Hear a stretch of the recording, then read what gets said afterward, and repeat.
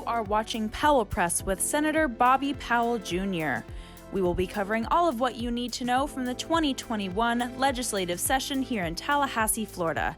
Hello, everyone, and welcome to another edition of the Powell Press. I'm State Senator Bobby Powell Jr. representing Senate District 30 in Palm Beach County, and this is week 8 of the 2021 legislative session, and I've got some important information to share with you. What a very busy week this was. This week concluded budget conference. This week also was the week where the governor signed HB 1 into law. We'll talk about that. The trial of Derek Chauvin, who was convicted of murdering George Floyd, ended, and voter suppression, Senate Bill 90, made its way to the Senate floor. Let's get into it.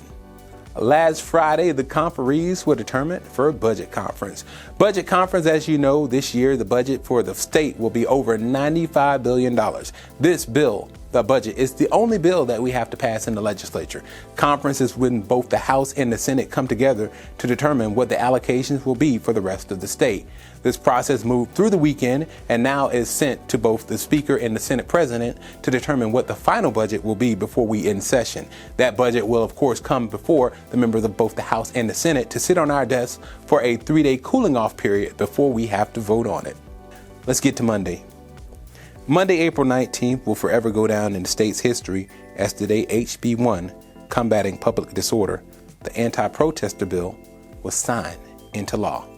The governor traveled on down to Polk County, where him and the Speaker of the House, the Senate President, the sponsors of the legislation stood together to sign this act.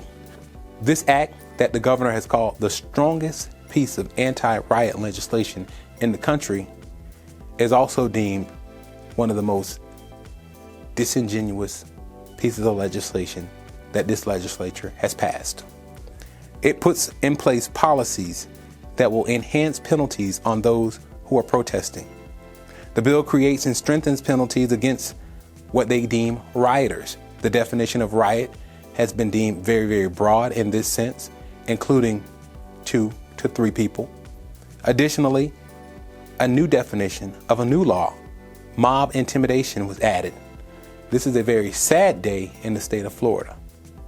Tuesday was a roller coaster of a day as the nation awaited the anticipated verdict of former police officer Derek Chauvin, who kneeled on George Floyd's neck for 9 minutes and 29 seconds. After 10 hours of deliberation, the jury found Derek Chauvin guilty on all 3 charges: second-degree murder, third-degree murder, and manslaughter.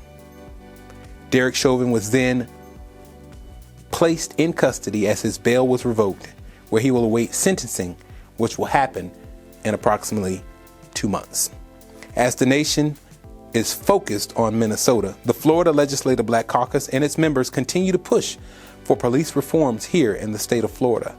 Legislation is moving forward in the House and will come over to the Senate that we hopefully can pass in a bipartisan effort to make sure that anti-protest legislation is not our only response to what happened in the summer to George Floyd.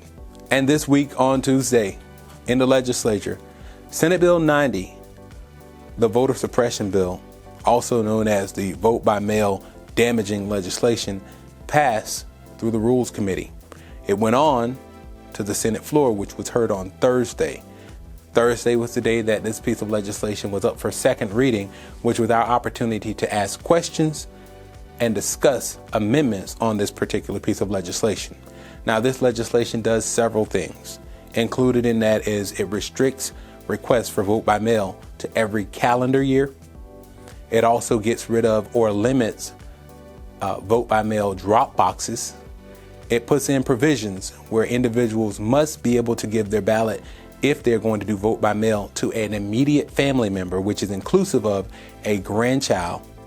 The bill also eliminates the opportunity for many other provisions that make it easier to vote.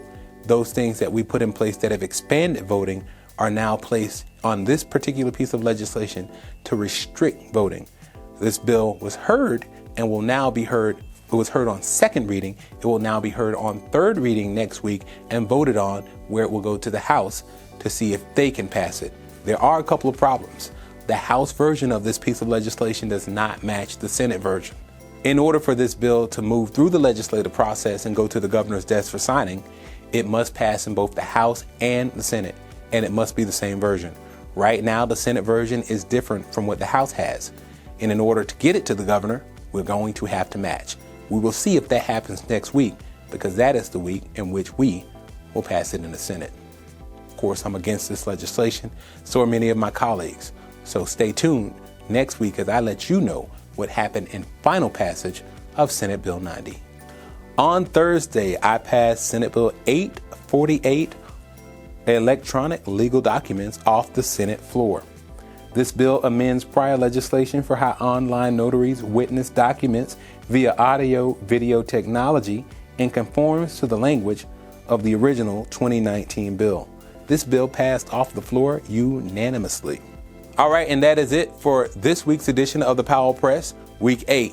Join us next week for the final edition, the last week of session. Remember, a life of service is a life that counts, but also like, comment, and share this video. Be prepared, and I'll see you all next week.